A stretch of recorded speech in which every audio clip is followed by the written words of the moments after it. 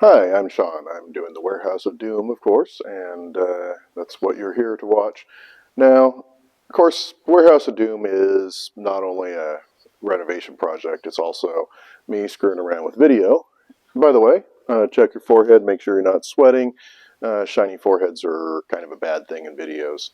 So, this is actually part one of the video tips for tonight. Point number two is a big safety point for those of us who are just starting off on things.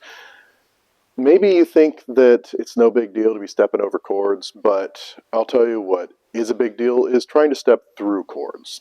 Now, this is one of your typical newbie set designer or whatever problems here. If we walk through here, we can see that initially, as I was setting things up, I actually decided to leave this cord out here. This is a very, very big no, because it means that you are guaranteed that you are going to be doing your video and you are going to trip on this. When you trip on this, you are going to take your light down. You're probably also going to be taking down your other lights, maybe even unplugging from the wall, maybe doing something nasty to your laptop if it's somehow able to get snarled up and all that.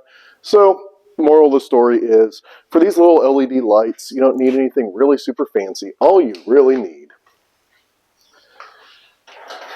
is your average garden variety 2-prong extension cord.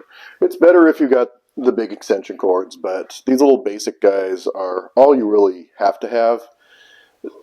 And the electrical drain on these basic LED lights like the ones I'm using here, and let's be fair, probably what you're using too if you're in my position and you're really not doing anything super established.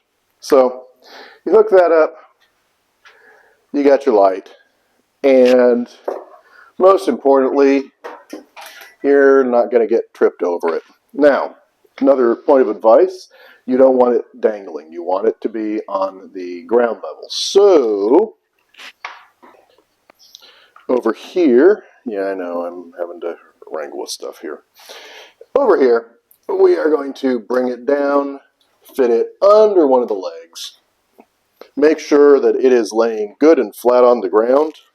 And then we're going to take the slack out of this. Now, if you're being really professional, you're going to take some gaffer's tape or some other kind of tape and tape it down so that you're not any kind of a trip hazard. But let's face it here, we're going to have a little bit of risk. This is amateur video production.